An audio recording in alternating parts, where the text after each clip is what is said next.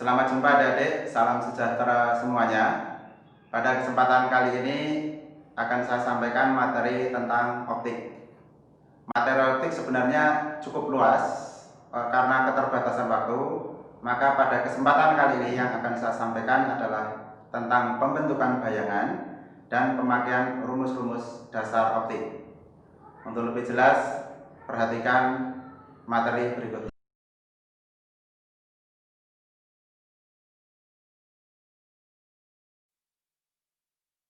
Benda jika diberi kalor, diperhatikan nanti ada dua kemungkinan yang terjadi. Yang pertama nanti adalah suhu berubah, yang kedua adalah wujud berubah. Yang perlu adik perhatikan bahwa dua perubahan ini tidak akan pernah muncul secara bersama-sama. Berarti jika benda diberi kalor, suhunya berubah, otomatis wujudnya pasti tetap. Demikian juga jika benda diberi kalor wujudnya yang berubah, berarti suhunya pasti tetap. Jika suatu benda diberi kalor, suhunya berubah, maka ada dua persamaan yang bisa adik pakai. Yang pertama, I sama dengan M kali C kali delta T. Yang kedua adalah Q sama dengan C huruf besar dikali delta T. Perbedaan kedua rumus ini terletak pada huruf C-nya. Kalau C kecil berarti kalor jenis, sedangkan C besar adalah kapasitas kalor. Sedangkan jika benda diberi kalor wujud berubah, ada satu persamaan yang bisa dipakai, yaitu Q sama dengan M kali L. Di mana L adalah kalor laten, bisa berupa kalor laten peleburan atau kalor laten penguapan. Yang perlu diperhatikan juga bahwa dalam satuan internasional, kalor mempunyai satuan joule, di mana 1 joule mempunyai nilai sama dengan 0,24 kalori. Jika dibalik berarti 1 kalori sama dengan 4,2 joule. Untuk lebih jelas, bisa Adik lihat skema berikut ini. Ini adalah kasus di mana S pada suhu min 4 derajat, kita ambil contoh saja, diberi kalor secara terus-menerus sampai S menjadi uap. Maka S akan mengalami beberapa kali proses. Yang pertama, S suhunya akan naik menuju 0 derajat, kemudian akan mengalami peleburan. Setelah melebur, air akan suhunya naik ke 100 derajat Celcius, kemudian air akan menguap, dan seterusnya. Beberapa proses itu akan memerlukan kalor masing-masing. Kita ambil contoh Q1. Itu karena suhu berubah, kita akan memakai rumus Q1 sama dengan MS dikali CS dikali delta T. Sedangkan pada Q2, karena prosesnya adalah melebur, maka rumus yang dipakai adalah Q2 sama dengan MS dikali LB, kalor lebur. Sedangkan Q3 kembali suhunya naik, sehingga persamaan yang dipakai adalah Q3 sama dengan MS dikali C air dikali delta T. Sedangkan Q4 proses menguap, kita juga akan memakai persamaan Q4 sama dengan MS dikali LU. Sedangkan Q yang terakhir adalah proses uap suhunya naik, maka dipakai persamaan Q5 sama dengan MS dikali C uap dikali delta T. Yang adik perlu perhatikan di sini, ternyata antara Q1, Q3, dan Q5 rumusnya sama, masanya sama, tetapi C-nya berbeda karena wujud masing-masing pada Q1, Q3, dan Q5 berbeda-beda. Sehingga kalau jenis yang dipakai juga berbeda-beda. Kemudian perubahan wujud itu terdiri dari ada dua jenis. Yang pertama adalah perubahan wujud yang melepas kalor dan perubahan wujud yang menyerap kalor. Perubahan wujud yang melepas kalor terdiri dari yang pertama adalah mengembun, yang kedua adalah membeku, yang ketiga adalah menyublim dari gas menuju padat. Sedangkan proses perubahan wujud yang kedua adalah proses perubahan wujud yang menyerap kalor, terdiri dari menguap, mencair, dan menyublim dari padat menjadi gas. Materi terakhir dari bab ini yang sering dikeluarkan dalam ujian akhir nasional itu adalah asas Black, di mana ada dua zat yang dicampur, kemudian satu zat melepas kalor dan yang satu adalah menyerap kalor, di mana oleh Black dirumuskan bahwa kalor yang dilepas sama dengan kalor yang diserap, seperti persamaan ini.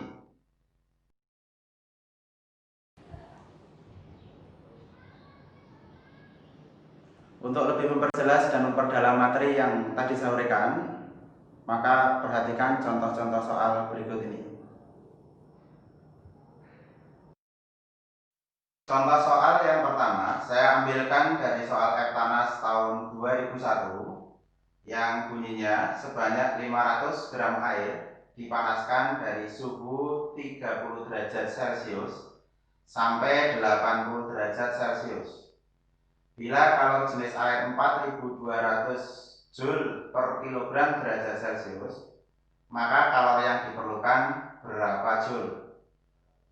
Dari soal di atas dapat dilihat bahwa yang berubah adalah suhunya. Oleh karena itu, bila kita akan memilih persamaan yang dipakai, tentu kita pakai rumus Q sama dengan M kali C kali delta T. Yang perlu ada hati-hati di sini, jebakan dalam soal fisika itu terletak pada satuan. Dalam massa, Kak lihat, satuannya masih gram, yaitu 500 gram. Sedangkan dalam kalor jenis, satuan sudah Joule per kilogram derajat Celcius. Oleh karena itu, pada massa perlu ada ubah dulu, 500 gram diubah menjadi setengah kilogram. Baru nilai itu dimasukkan ke dalam persamaan, sehingga akan diperoleh hasil bahwa Q sama dengan 105.000 Joule, atau jawabannya yang B. Untuk contoh soal yang kedua, ini saya ambil sebuah grafik antara kalor, arah mendatar kalor bersatuan Joule, dan arah vertikal suhu yang bersatuan derajat Celcius.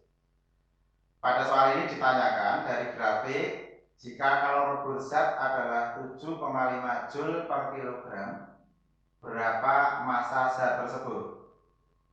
Perlu diperhatikan di sini, proses dari zat diberi kalor secara terus-menerus, ternyata prosesnya ada beberapa macam di situ. Tentu adik harus menentukan dulu mana proses yang melebur.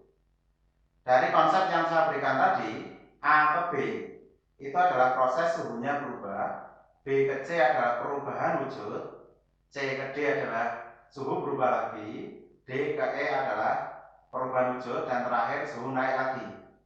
Sehingga bisa adik simpulkan sendiri tentunya bahwa proses melebur adalah dari B ke C, sedangkan dari D ke E adalah menguap. Sehingga dari sini adik bisa menentukan berapa kalor yang dibutuhkan untuk melebur dari B ke C. Itu untuk mencari kalornya. Dari grafik berarti kalor untuk melebur adalah Q sama dengan 400 dikurangi 100 sama dengan 300 Joule. Sedangkan pada proses melebur kita tahu bahwa rumusnya M kali R. Sehingga Q bisa kita ganti dengan M kali R sama dengan 300 Joule. Maka massa dapat kita peroleh 300 dibagi 7,5. Hasilnya adalah 40 kg. Contoh soal yang ketiga, yaitu sebagai berikut.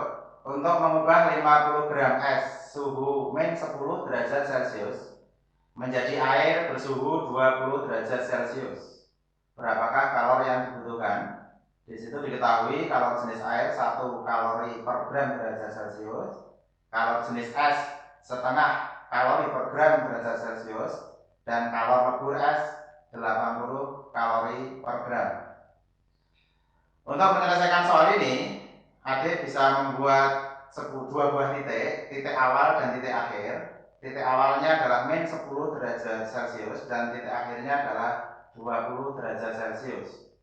Tentunya S-10 menjadi air 20 derajat Celcius ini tidak mungkin langsung saja, tetapi harus mengalami proses S suhunya naik dulu menjadi 0, kemudian 0 S melebur menjadi 0 derajat air, dan terakhir baru air menuju 20 derajat Celcius. Sehingga ada 3 kalori yang dibutuhkan di sini. Berarti Q dapat dirumuskan Q sama dengan Q1 ditambah Q2 ditambah Q3. Sehingga kalau dituliskan rumusnya, Q sama dengan MS dikali CS dikali delta T ditambah MS dikali L kalau leburnya ditambah MS kali C air delta T. Hati-hati deh, di sini C air bukan CS untuk yang Q3.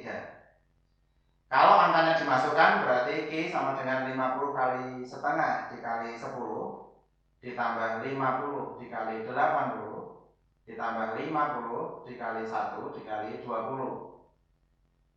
Kemudian hasil akhir akan kita peroleh Q sama dengan 250 ditambah 4000 ditambah 1000 sehingga menghasilkan Q sama dengan 5250 kalori.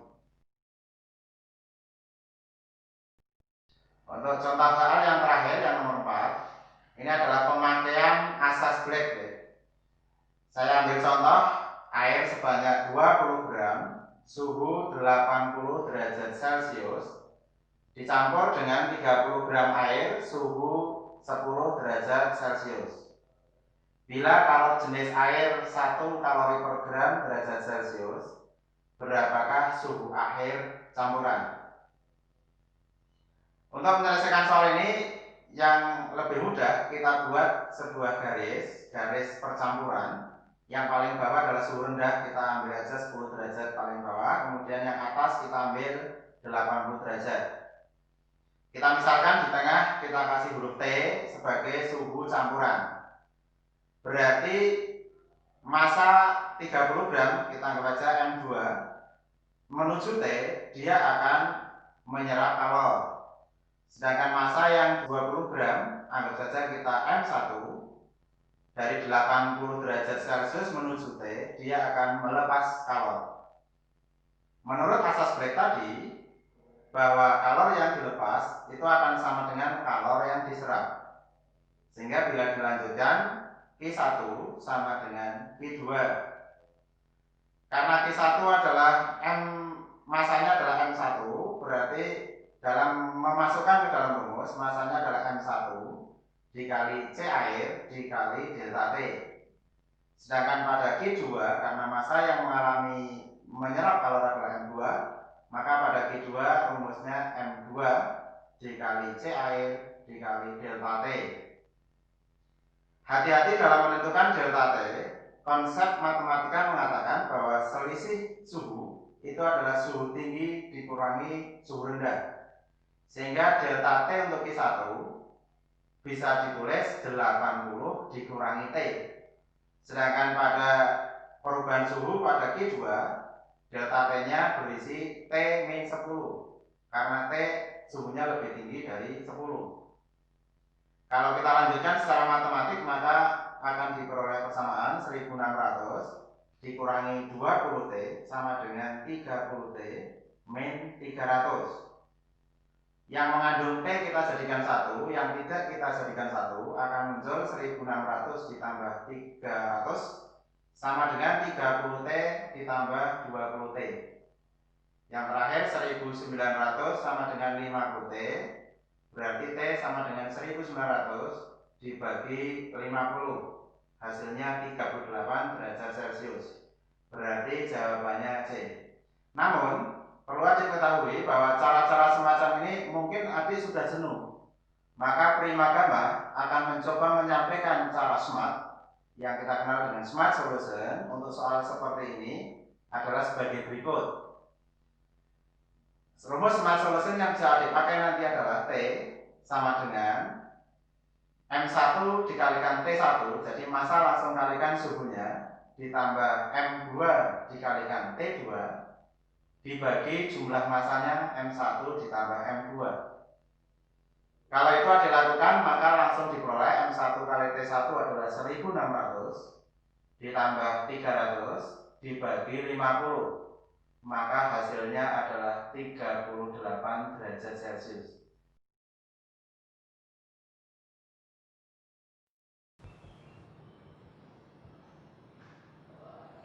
Demikian secara keseluruhan materi kalor yang saya sampaikan. Silakan adik memperdalam sendiri seperti yang saya uraikan tadi.